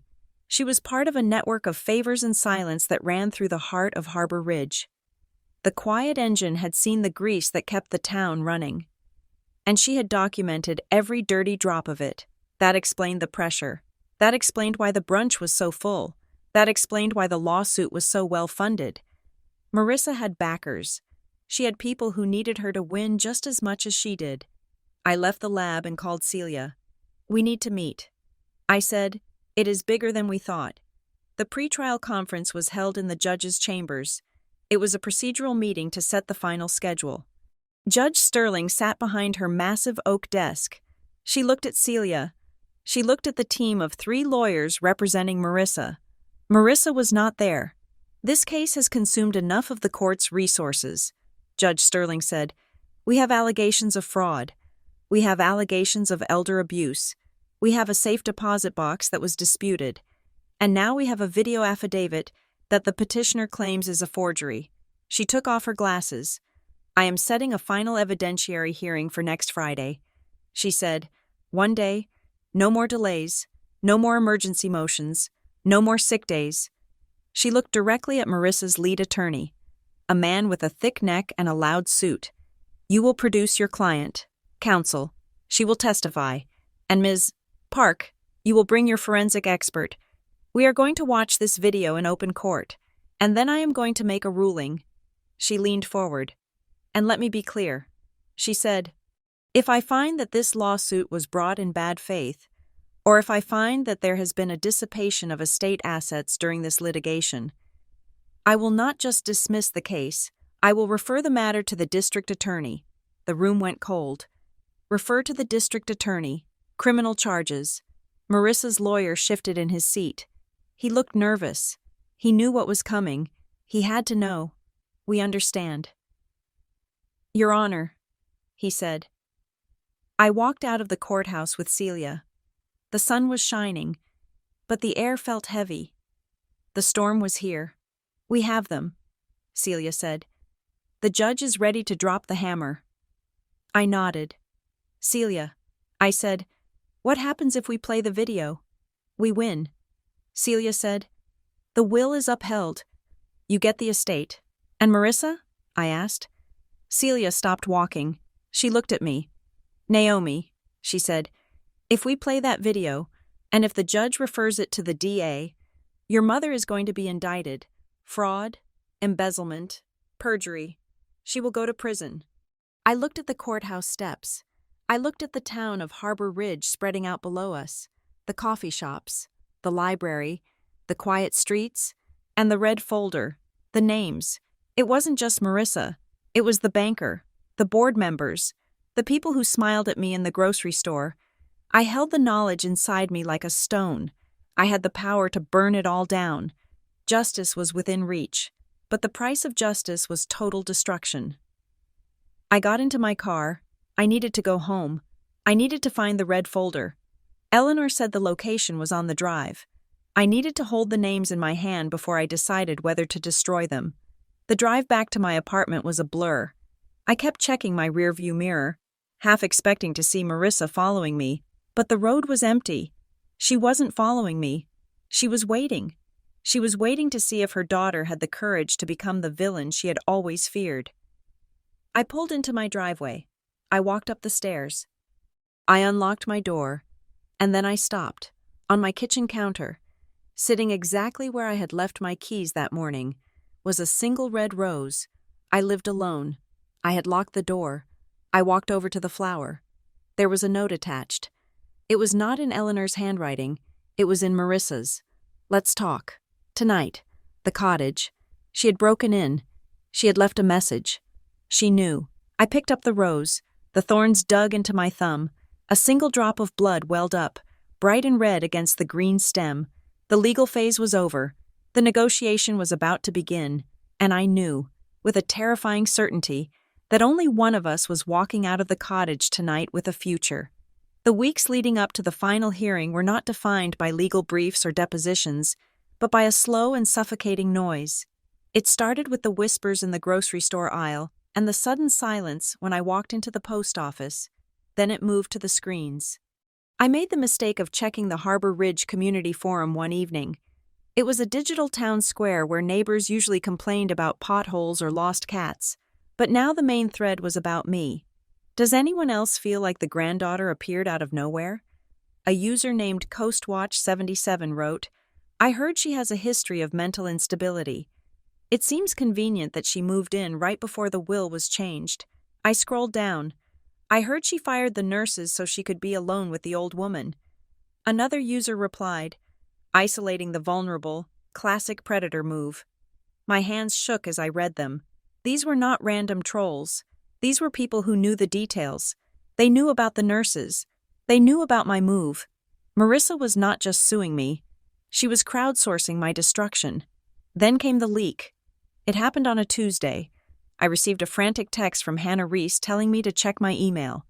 A screenshot was circulating among the foundation board members, and it had somehow made its way to the local blog. It was a picture of an email I had sent to Eleanor 6 months ago. The subject line read, "Urgent, signature needed." The body of the email in the screenshot read, "You have to sign this today. I cannot wait any longer. If you do not do this, everything falls apart." It looked damning. It looked like I was threatening her. It looked like coercion. But I remembered the original email. I opened my sent folder and found it. "You have to sign this today. The real email read, "The plumber needs the authorization for the water heater replacement. I cannot wait any longer because the basement is flooding. If you do not do this, everything falls apart downstairs." Marissa had cropped it. She had sliced off the context and served up a lie to the people who mattered. I called Celia. I was hyperventilating. "They are lying." I said, "They are doctoring emails." "I know," Celia said. Her voice was rock steady. "Do not respond. Do not post a defense. Do not engage. But they think I am a monster." I said, "Let them." Celia said, "Let Marissa fire all her ammunition now. Every lie she tells in the public square is one more thing we can disprove in the courtroom. She is overplaying her hand. Naomi, she is trying to win the court of public opinion because she knows she is going to lose the court of law." She paused. "Come to my office tomorrow." Celia said, "We found something." Celia's office was quiet. The forensic accountant, a man named David who seemed to speak only in spreadsheets, had printed out a web of transactions that covered the entire conference table. "We have been digging into the petitioner's financial disclosures." Celia said, "Marissa claimed she has a successful consulting firm, Larkwell Solutions, LLC. I nodded. She always bragged about her clients. "She has clients," David said, "but the revenue flow is irregular." He pointed to a series of highlighted lines. "Larkwell Solutions receives monthly retainers from 3 specific companies." David said, "A construction firm, a landscaping supplier, and a boutique insurance agency." "Okay," I said, "that sounds normal." "It would be," David said, "except that Larkwell Solutions provides no deliverables. We subpoenaed her work product. There are no reports, no strategy decks, no invoices for hours billed, just flat fees, $5,000 here, $10,000 there. And look where the money goes," Celia said. She traced a line with her finger. "It goes from Larkwell Solutions into a private donor account," she said, "and that donor account is tied to the Greystone Community Foundation." I stared at the paper. "She is laundering it," I whispered. "She is taking kickbacks," Celia corrected. "She sits on the board of the foundation. These companies want contracts with the foundation. They want to build the new library wing or landscape the park. They pay Marissa a consulting fee, and suddenly they get the foundation contract. Then Marissa moves the money back into the foundation through her donor account to make it look like she is a philanthropist. She buys influence with other people's bribes." I said, "Exactly," Celia said. "But here is where it gets messy. The consulting fees stopped coming 6 months ago. The construction firm lost a bid. The money dried up. But Marissa had already pledged a donation she couldn't cover. That explains the borrowing." I said, "That explains why she needed to leverage Eleanor's assets. She was running a Ponzi scheme of influence and the bottom fell out." "This is not just family drama," Celia said grimly. "If this comes out in court, half the vendors in Harbor Ridge are going to be implicated in commercial bribery." I thought about the red folder Eleanor had mentioned, the names that shouldn't be protected. It wasn't just a list of enemies, it was a ledger of corruption. The next day I met with Grant Ellery. The neutral administrator looked more tired than usual. His beige suit was rumpled. "Ms. Cook," he said, "we have a problem with the foundation." "What is it?" I asked. "The board is getting nervous," Grant said. "They have frozen the capital improvement projects. The new library wing? It is on hold. The contractors are threatening to sue for breach of contract. Why? Because they were banking on the Hart Estate pledge." Grant said. He looked at me over his glasses. "It seems that your mother gave personal assurances that the funds would be available by the 1st of the year. She used Eleanor's name to fast-track the permits. She lied to them." I said. "She leveraged a future inheritance she did not have," Grant said. "And now that the will is contested, the money is stuck. The town council is furious. They are looking for a scapegoat." He leaned forward. "Naomi, I have to be honest with you. The pressure on your mother to settle this is immense. But the pressure on you is about to get worse. There are powerful people in this town who do not care about who is right or wrong. They just want the money unlocked. They will view you as the obstruction. I am not the obstruction." I said, "I am the protection." To them, Grant said. There is no difference. I walked out of his office feeling the weight of the town on my shoulders. Eleanor was right. Marissa had entangled the estate so deeply in her own mess that pulling the thread threatened to unravel the whole quilt. 2 days later, the courier arrived with a heavy envelope. It was not a court filing. It was a settlement offer, the final one. I sat in my kitchen and read it. Offer of compromise. The petitioner, Marissa Cook, agrees to withdraw her petition for probate and all claims against the estate of Eleanor Hart with prejudice. My heart leaped. She was giving up. She was dropping the lawsuit. I read on. In exchange, the respondent, Naomi Cook, agrees to the following terms. 1. A one-time payment of $500,000 to Larkwell Solutions, LLC, for past estate management services. 2. The immediate destruction of all electronic records, video recordings, and correspondence currently in the respondent's possession that predate the death of the decedent. 3. The execution of a strict non-disclosure agreement preventing either party from discussing the financial history of the estate or the foundation with any third party, including law enforcement. I put the paper down. She wasn't asking for half the money anymore. She was asking for silence. She wanted the video destroyed. She wanted the red folder buried. She wanted $500,000 to plug the hole in her account so she could cover her tracks. She was willing to let me have $6 million if I promised to help her hide the crime. I called Celia. She sent the offer. I said, I have it, Celia said. It is a confession. Naomi, you don't ask for a confidentiality clause if you are innocent. You don't ask for the destruction of evidence if the evidence supports you. What do I do? I asked. You have a choice, Celia said. You can sign it. You can take the money. You can save your mother from prison and let the town keep its secrets. It is the easy way out. I looked at the empty chair where Eleanor used to sit. I imagined her voice. The easy way is rarely the right way. No, I said. No deal. Are you sure? Celia asked. The hearing is in 3 days. It is going to be brutal. I am sure. I said. Rejection sent. The pre-hearing conference was held in the hallway outside courtroom 4B. The fluorescent lights buzzed overhead. The air smelled of floor wax and anxiety. I saw Marissa for the first time in months. She looked terrible. The polished veneer was gone.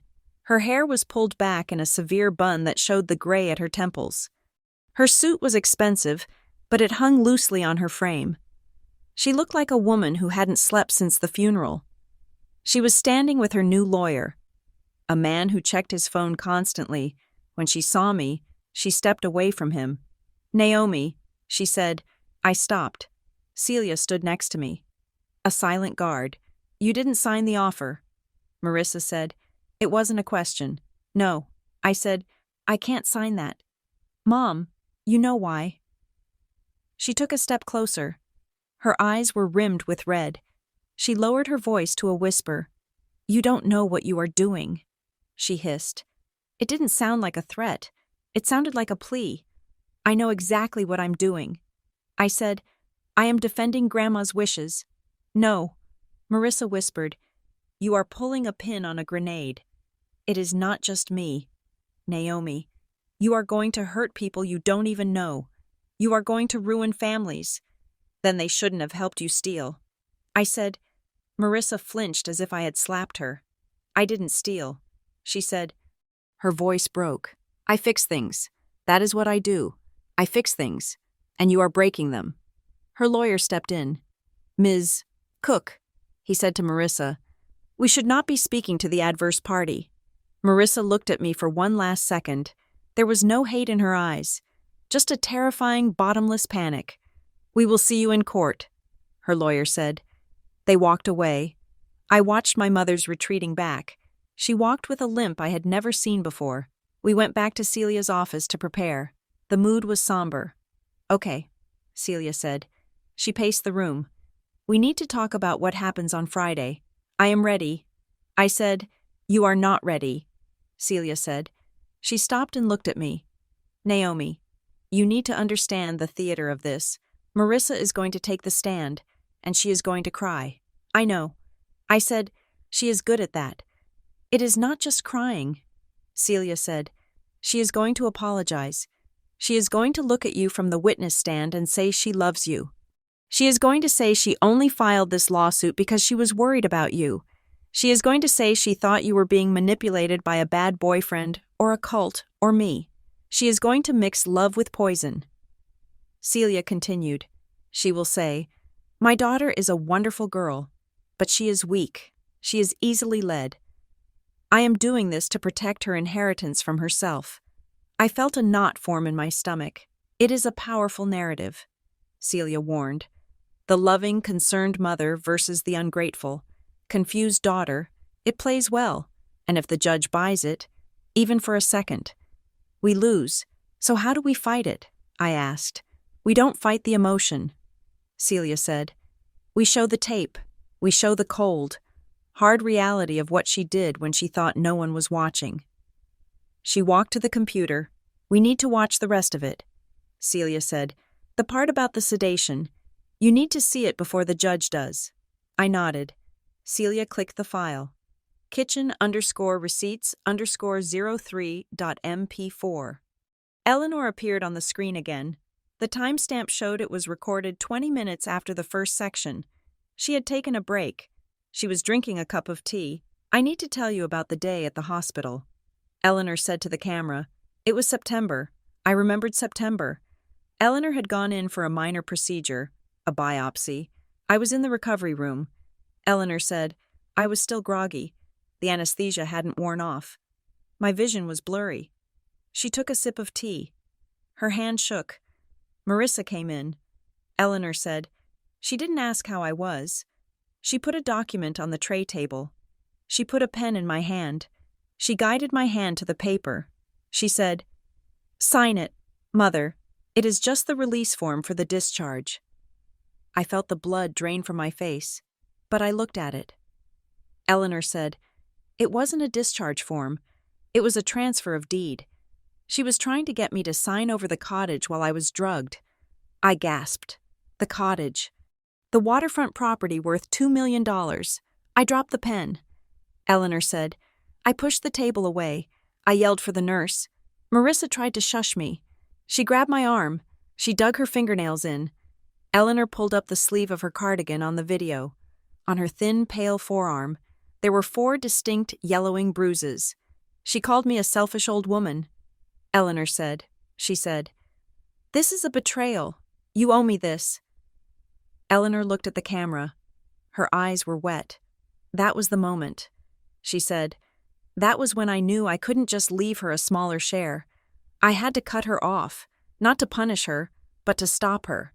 If she had access to the estate, she would burn it all down to cover her debts. She would sell the land.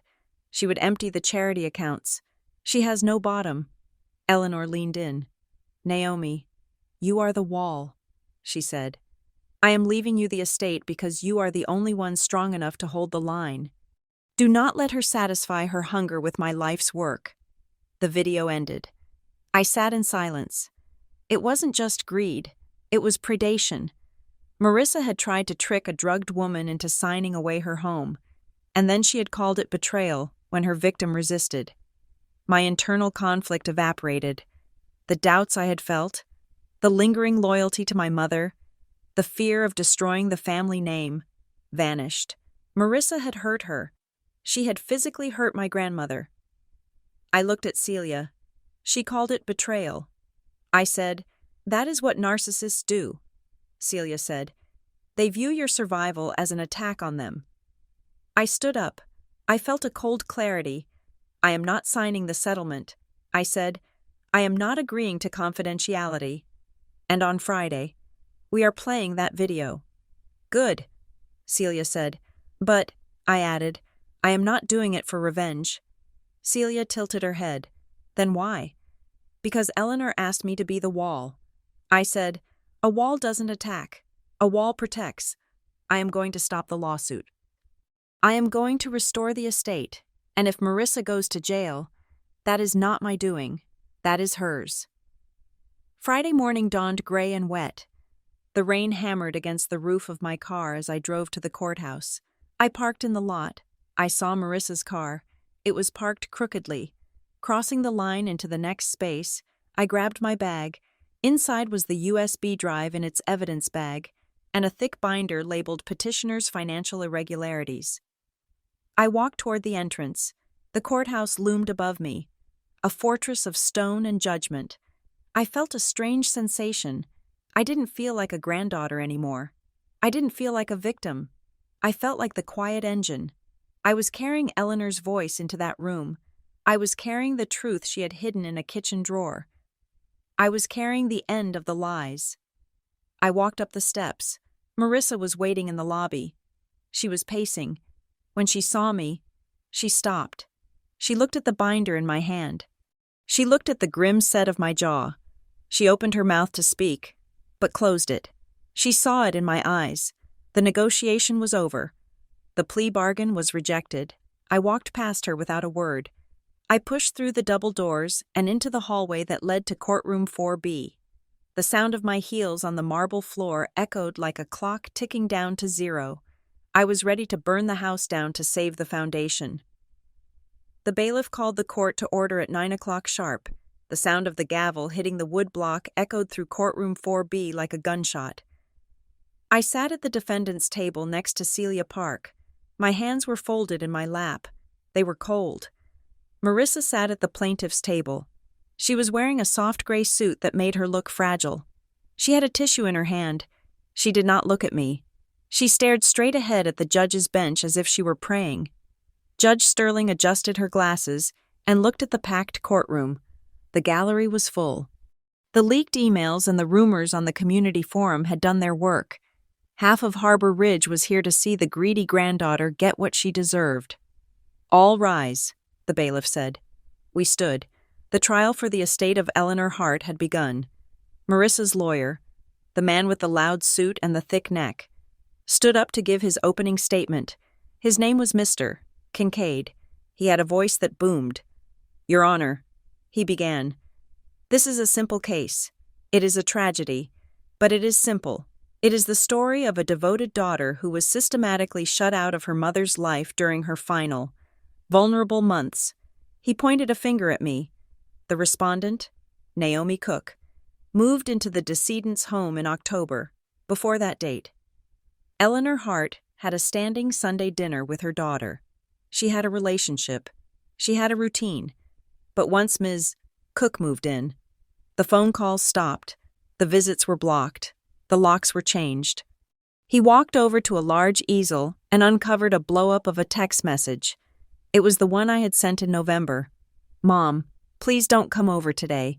She is having a bad day and needs to rest. Ms. Cook calls this care." Kincaid said, "We call it control." She isolated a frightened, elderly woman. She fired the professional nurses. She created a world where Eleanor Hart had no one but Naomi. And then, in the dark of that isolation, she marched her grandmother to a lawyer and erased the natural heir from the will. Marissa dabbed at her eyes with the tissue. A few people in the gallery murmured sympathetically. It was a good story. It was polished. It had a villain and a victim. When Marissa took the stand, she played her part perfectly. Kincaid walked her through the timeline. "Mrs. Cook?" he asked softly. "When did you first notice a change in your mother?" Marissa sniffed. "It was right after Naomi moved in." She said, her voice was trembling, "I would call, and Naomi would answer. She would say Mom was sleeping, or Mom was in the bath. I just wanted to talk to her. I wanted to tell her I loved her, but I could never get through." "And did you try to visit?"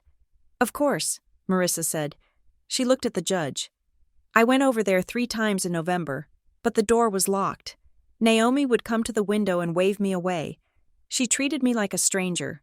She looked at me then. Her eyes were wet with tears.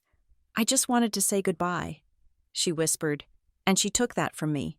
The courtroom was silent. I felt the weight of everyone's judgment. I felt like the cruelest person alive. Kincaid sat down. He looked satisfied. Celia Park stood up. She did not look satisfied. She looked bored. She picked up a stack of documents and walked to the podium. "Mrs. Cook," Celia said. Her voice was dry and devoid of emotion. You testified that your mother was isolated and confused starting in October. Is that correct? Yes, Marissa said. She was very confused. She didn't know what day it was. Celia picked up a piece of paper. I have here the minutes from the Greystone Community Foundation board meeting dated November 12th. Celia said, You are a member of that board, aren't you? Yes, Marissa said. She straightened up slightly. And your mother, Eleanor Hart, was the chairwoman emeritus? Yes. Celia handed the paper to the bailiff to give to Marissa. Please read the highlighted section. Mrs. Cook? Marissa looked at the paper. She hesitated. Read it, please, Celia said. Marissa cleared her throat. Motion to approve the annual library grant. Motion introduced by Eleanor Hart, seconded by Mrs. Higgins. Motion passed unanimously. Thank you, Celia said. So, on November 12th, the same week you claim your mother did not know what day it was, she was introducing motions at a board meeting? Marissa blinked. Well, she might have been there, Marissa said, but Naomi probably drove her. Naomi probably told her what to say. Celia picked up another document. This is the attendance log from the meeting, Celia said. It lists the attendees. It says here that Eleanor Hart arrived with Mrs. Higgins. It does not list Naomi Cook. In fact, were you at that meeting, Mrs. Cook? I don't recall, Marissa said. The minutes say you were absent. Celia said, So you were not there to see her, but Mrs. Higgins was, and Mrs. Higgins gave a sworn affidavit stating that Eleanor was sharp, funny, and critiqued the budget for 20 minutes. Celia dropped the paper on the table. It made a loud slap. Let us talk about the isolation. Celia said, You said Naomi blocked your visits. Yes, Marissa said. She changed the locks. Celia projected a calendar onto the screen in the courtroom. It was Eleanor's kitchen calendar. We had scanned it. This is your mother's handwriting. Correct? Yes. On November 4th, it says Marissa, canceled lunch. On November 10th, it says Marissa, no show. On November 22nd, it says Marissa, too busy. Celia looked at Marissa. Did Naomi write these? Celia asked. No, Marissa said. Her voice was tighter now. So Naomi didn't block you. Celia said. You canceled. You were a no-show. You were too busy. I was running a business, Marissa snapped. The fragile act cracked for a second. I have responsibilities. I couldn't just sit around drinking tea all day. Ah, Celia said. So it wasn't that you were shut out, it was that you had other priorities. That is not what I meant, Marissa said. Celia moved on. She was relentless. She walked Marissa through every contradiction. The doctor's appointments where the physician noted patient alert and oriented. The phone logs showing Eleanor made calls to her friends when I was at work. By the time Celia sat down, Marissa's narrative was fraying. The tears had dried up. She looked angry. She looked cornered. Then it was my turn. I took the stand. I swore to tell the truth. I sat in the chair and tried to stop my hands from shaking. Kincaid came at me hard. Ms. Cook, he said, you admit that you have a strained relationship with your mother? Yes, I said. We have not been close for years. And you admit that you stand to gain $6,800,000 if this will is upheld? Yes, I said. So you had a motive to turn your grandmother against her daughter, didn't you? You had 6 million reasons to whisper poison in her ear. I didn't whisper poison. I said, I leaned into the microphone. I just listened to her. That is all she wanted. She wanted someone to listen to her without asking for a check. Kincaid sneered. And I suppose she just spontaneously decided to give you everything? A woman who had loved her daughter for 50 years just woke up one day and decided to cut her out? She didn't decide it in a day, I said. She decided it over months. She decided it every time she waited for a visit that never happened. Kincaid waved his hand. No further questions, he said dismissively. Celia stood up. Your Honor, she said, we have heard a lot of testimony about what Eleanor Hart intended. We have heard the petitioner's theory. We have heard the respondent's recollection. But we are missing the most important voice in this room. She picked up the evidence bag containing the USB drive. The respondent moves to admit Exhibit G, the video affidavit of Eleanor Hart, recorded on November 12th, authenticated by forensic analysis. Kincaid jumped up. "Objection," he shouted. "Hearsay. Unverified. We maintain that this is a digital fabrication." Judge Sterling looked at him. "Counsel, we have the forensic report. We have the hash key from the drafting attorney. The objection is overruled. Play the video." The courtroom lights dimmed. A large screen descended from the ceiling. Marissa sat frozen at her table. She was staring at the blank screen with a look of pure terror. She knew. She had to know. The video started. The image of the kitchen filled the room. The yellow curtains, the ceramic bowl, and Eleanor. There was a collective intake of breath from the gallery. Seeing her felt like seeing a ghost. She was so alive, so present. "Is it recording?" she asked. "Yes. The red light is on." The courtroom went dead silent. "My name is Eleanor Marie Hart," she said. "Today is November 12th. She went through the introduction. She sounded calm, rational. She didn't sound like a victim. She sounded like a judge. "I am making this recording because I know my daughter," Eleanor said. "I know that when she reads the will, she will not accept it. She will claim I was confused. She will claim I was influenced. She will claim Naomi isolated me." I looked at Kincaid. His jaw had dropped. Eleanor was dismantling his entire opening statement from the grave. "She will say these things because she cannot admit the truth," Eleanor continued. "She cannot admit that she lost my trust. Not because she wasn't here, but because of what she did when she was—" Marissa put her hand over her mouth. Eleanor narrated the timeline. She talked about the foundation. She talked about the loans. She talked about the collateral. I saw the members of the press in the back row typing furiously. This wasn't just a probate dispute anymore. This was a scandal. And then, the video reached the part I had watched with Celia, the hospital scene. It was September. Eleanor said, "I was sedated." She held up her arm on the screen. The bruises were visible, dark and ugly against her pale skin. She grabbed me. Eleanor said, "She tried to force my hand to sign the deed. She called it betrayal." A gasp rippled through the courtroom. Actual physical abuse. Marissa lowered her head. She was shaking. But the video didn't stop there. This was the part I hadn't seen. The part Eleanor had saved for the end. "Marissa," Eleanor said, looking directly into the lens. It felt like she was looking right at the plaintiff's table. "I know you are watching this, and I know you are probably thinking you can still fight this. You are thinking you can say I am lying." Eleanor reached into her cardigan pocket and pulled out a piece of paper. "You left the document at the hospital," Eleanor said. "In your rush to leave when the nurse came in, you forgot the transfer deed, the one with your handwriting on it, the one where you filled in the date and the notary block yourself." Marissa's head snapped up. "I kept it," Eleanor said. "I didn't put it in the safe deposit box. I knew you would try to seal that. I put it in the antique clock in the hallway, behind the pendulum. It is still there." Kincaid looked at Marissa. He looked like he had been slapped. "And," Eleanor continued, "there is one more thing." She leaned forward. The camera zoomed in slightly. "The red folder?" she said. Marissa made a sound. It was a low, strangled whimper. "I know about the kickbacks," Eleanor said. "I know about the construction contracts. I know about the banker who approved the loans without collateral. I have the emails. I have the ledger." Eleanor held up a red file folder. "It is all in here," she said. "The names of the board members, the dates, the amounts.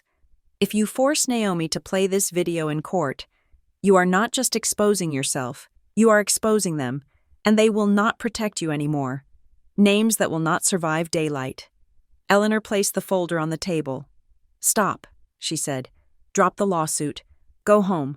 Be grateful I didn't go to the police while I was alive." The screen went black. The silence in the courtroom was absolute. It was heavy, suffocating. Judge Sterling slowly turned her head to look at Marissa. "Ms. Cook," the judge said. Her voice was ice cold. "Does this document exist? Is it in the clock?" Marissa stood up. She swayed on her feet. Her face was the color of ash. She looked at her lawyer. She looked at the gallery, she looked at the judge, but she did not look at me. I need a recess, she whispered. Judge Sterling stared at her. You have 5 minutes, the judge said. Marissa practically ran from the room. Kincaid scrambled to follow her, his papers falling off the table. The gallery erupted into whispers. Celia turned to me. She is done, Celia said. She is absolutely done. We waited. The minutes ticked by. I stared at the blank screen. I felt a strange hollowness in my chest. I had won. I knew I had won. Eleanor had come through. But seeing my mother so broken, so terrified, it didn't feel like victory. It felt like an amputation. 5 minutes later, the door to the judge's chambers opened. Kincaid walked out. He looked pale. He was wiping sweat from his forehead. He walked to the bench. Your Honor, he said. His voice was shaking. Yes. Counsel? Judge Sterling asked. The petitioner wishes to withdraw her petition, Kincaid said. Withdraw? The judge asked. With prejudice, Kincaid said. We are withdrawing the contest of the will. We are withdrawing the allegations of undue influence. We are agreeing to the immediate confirmation of Naomi Cook as executor. And the terms? The judge asked. No settlement, Kincaid said. No payout. No confidentiality clause. We are walking away. A murmur went through the crowd. Total surrender. Judge Sterling looked at the empty chair where Marissa had sat. Where's your client? She asked. She has left the building. Your Honor, Kincaid said. She is indisposed. I looked at the doors at the back of the courtroom. She had run. She hadn't even stayed to hear the ruling. She had fled before the red folder could be opened. Judge Sterling banged her gavel. Petition withdrawn with prejudice, she ruled. The last will and testament of Eleanor Hart is admitted to probate. Naomi Cook is appointed executor.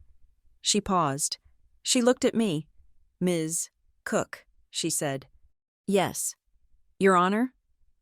I stood up. The judge looked at the screen where my grandmother's face had been. Your grandmother was a remarkable woman.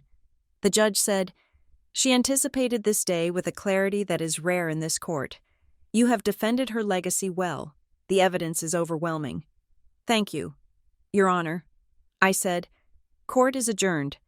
The judge said, the gavel hit the block one last time. It was over. Celia turned and hugged me. It was a stiff, professional hug. But it was real. We did it. She said, you held the wall. I nodded. I gathered my things. I picked up the USB drive. I picked up the binder. I walked down the center aisle of the courtroom. People were staring at me. Some looked awestruck. Some looked frightened. I wondered how many of them were in the red folder. I wondered how many of them were terrified that I now held the keys to their secrets. I pushed through the heavy doors and out into the hallway. It was empty. I walked to the window at the end of the corridor. I looked down at the parking lot. I saw Marissa's car. It was pulling out of the lot, driving fast, swerving slightly. She was running away. She was going back to her empty house, to her crumbling business, to a town that now knew exactly who she was. She had lost everything: the money, the reputation, the daughter. I touched the cold glass of the window. I thought about the red folder. Eleanor had said, use it only if you have to. Marissa had surrendered. She had stopped the fight. Did I still need to open the folder? Did I need to expose the rest of them? I realized then that Eleanor hadn't given me the folder for revenge. She had given it to me for leverage. She had given it to me so that I could ensure the foundation was cleaned up quietly, without destroying the charities it supported. I could use it to force the resignations of the corrupt board members. I could use it to fix the leaks without sinking the ship. I was the quiet engine now. I walked out of the courthouse into the rain. The air was cold and clean. I took a deep breath. I had $6,800,000. I had a cottage on the water. I had a legacy to rebuild. And I had the truth. I got into my car and drove toward the ocean. I was going to the cottage. I was going to make a pot of tea, and I was going to sit in the kitchen and listen to the silence. It was finally quiet. Thank you for listening to this story. It was a long journey from the funeral to the final verdict, and I hope you felt the weight of every secret we uncovered. I am writing this from the desk in the cottage, looking out at the gray waves, and I would love to know where you are listening from. Are you in a bustling city or a quiet town like Harbor Ridge? Please let me know in the comments below. And if you enjoyed this story of justice and family secrets, please subscribe to Revenge Stories. We have many more tales of truth coming to light. Share your thoughts in English. I read every single one. Thank you for being part of the jury.